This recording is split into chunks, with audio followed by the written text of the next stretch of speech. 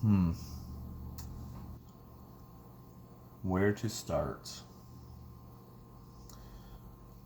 This week has been one of the most interesting weeks in wrestling for a very, very, very long time.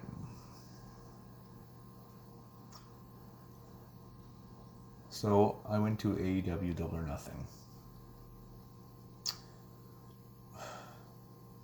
The show was absolutely amazing.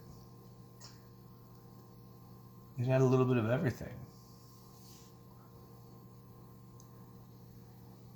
You had the flips, had the hardcore, you had surprises, shocks,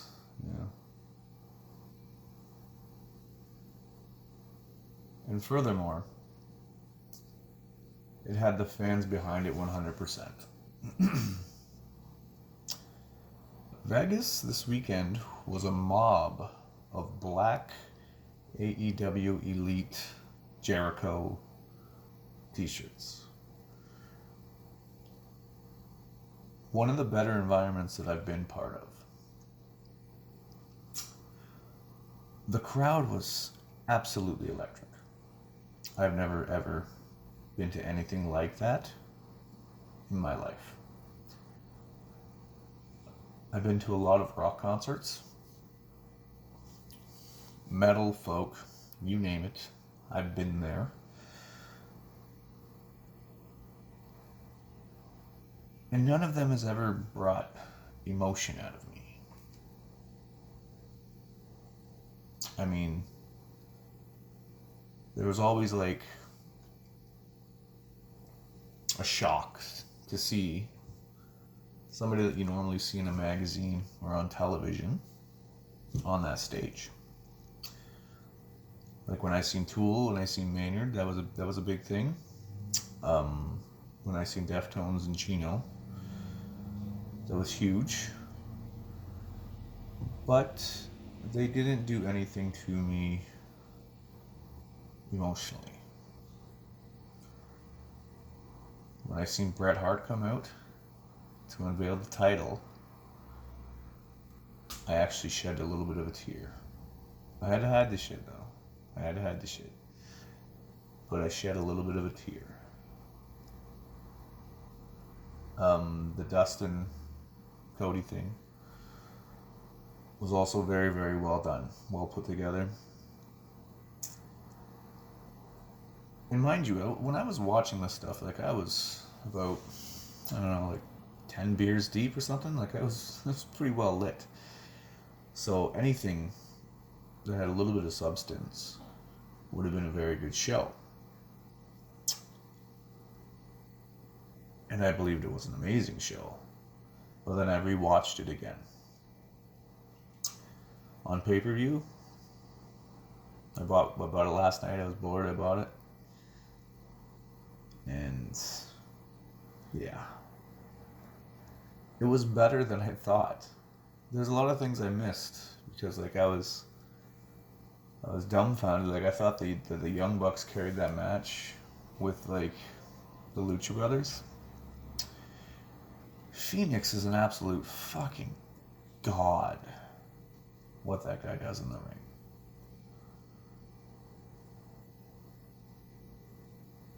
Amazing, man. Is there anybody doing the lucha style that's any better than him right now? I'm trying to think. I don't think so. The Omega Jericho match I thought was, when I watched it live, I thought the crowd was maybe a little bit tired. I think that they were. But I rewatched it again and my god, man, those guys put on a fucking amazing match. Like, just the stuff that everybody on Saturday, what they did to their bodies for just the entertainment, just to get wrestling back on the map. I thank you. Jon Moxley, just to be there, to witness that, and like him just coming through the crowd, attacking Jericho attacking the ref, attacking Omega, and I'm glad that Omega fought out of it. And they actually had a little bit of a battle, right? That was the icing on the cake. Before that, it still would have been an A+ show, but that just shot it to the moon, you know? Still on the Double or Nothing high, you know? And then like Raw and Smackdown, like I'd be lying to you if I say I actually gave a shit or even watched Smackdown. I watched a little bit of the Raw highlights, and I seen Brock Lesnar, like funny Brock, whatever, Brock Party. I mean, how can you follow something like Double or Nothing with the bullshit that they've shown you Monday and Tuesday? Now I'm going to check out NXT tonight because they actually put on a decent show. But WWE should be ashamed of themselves to try to counterbalance the Double or Nothing show with what we've got, and it's garbage. And furthermore, Jon Moxley did an interview with Chris Jericho podcast this week, and I just listened to it this morning. Everything that you thought is going on in WWE is going on in WWE. Vince McMahon is a 70-some-odd-year-old man trying to be funny. That's not good.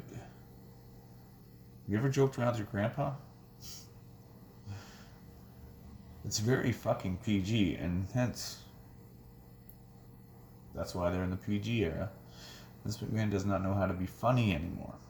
Doesn't know how to do anything anymore. Doesn't know how to put on a good show. Like Moxley was saying, he was going in there like three times to try to get things rewritten, and then finally Vince would be like, "Oh well, you know, it's you're goofy." There's nothing about Dean Ambrose or Jon Moxley that was supposed to be goofy. He's supposed to be a hard-edge, new age, stone cold type character, but they made him a pussy, and then they made him a comedian. I wish I knew more about doing videos. I would like flash up a photo of Dean Ambrose, and like, what is funny about that? There's nothing funny about that. He's supposed to be there to kick your ass and get the fuck out. But if you haven't listened to the podcast with Jericho and Jon Moxley, I highly recommend it. It's good. It really kind of dissects what's been going on, well, at least with Dean Ambrose's career in the last year, and just the bullshit he had to go through. And the bullshit that everybody has to go through in order to get a good promo, good show. You know, don't mind the wrestling, because wrestling is the exact same thing every week. It doesn't matter. You watch a guy in the ring, he's going to do the same set 6 moves, and whether it's Raw or fucking WrestleMania. But they're just going to space it out. And he's going to do those 6 moves like 3 times at WrestleMania, but he's going to do those 6 moves once on Raw. What's the point? If you actually like wrestling, then watch AEW, New Japan, NXT. Stay away from the main roster. But if you like horribly written television, and if you like to waste 5 hours of your week, watch Raw and SmackDown. It's as easy as that. There was a sign that said, "Triple H, save us." Nothing could be further from the truth. He needs to do some saving, because these guys, maybe they're unsavable. I don't fucking know. But after seeing what I seen Saturday, it's just like, I don't even want to watch this shit anymore. I really don't. I've lost all my interest. I'm waiting till like the next AEW event. And then when October comes, if they can keep this going, I'm going to get TNT. I hope that they have an app. I hope they have something. I don't want to have to get actual television, because fucking who wants that? It's overpriced, right? But yeah, once they get rolling, I'll be watching those guys full time, and then maybe, obviously not maybe, but I'll be checking out NXT, which pisses me off because I have to give them my money. I don't want to give WWE my money because it's not a good product, but the only thing that's really sucking me in is what's on Wednesdays and what's on Saturdays during like WrestleMania weekend, you know? Takeovers. They haven't done a bad one. All their takeovers are good, so like, I don't know, be more like NXT. But yeah, besides that, like, there's a few things that I want to get into. So like, when Cody Rhodes smashed the throne, it's up to interpretation. But whatever it is, I believe it was a direct thing towards WWE. Not necessarily Triple H, but WWE as a whole. All the AEW guys continue to say, like, oh, no, we don't want to compete with WWE. We don't want to compete with them. We don't want to compete with them. We want to give you an alternative.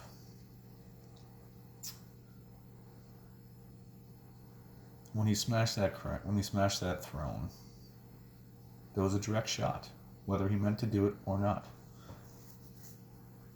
I loved it. I absolutely loved it.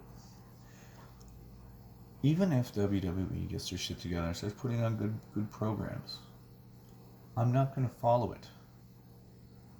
I'm not going to, like... I'm glad we have the WWE Network because I'll watch the pay-per-views, but I'm not going to be invested into it because it's not new. And they've already disgusted me. I've only got back into it the last 2.5 years. In the last 2.5 years, I haven't said a nice thing, really. Like, there's been a couple. But for the majority of the time, it pisses me off. But once AEW gets rolling, I don't even have to care what they're doing. Like, even me watching the highlights. The 20 minutes on Monday and around 18 minutes on Tuesday. And that's still a waste of my fucking time. There's barely anything of substance that comes out of those shows that I would want to actually talk about in a good way.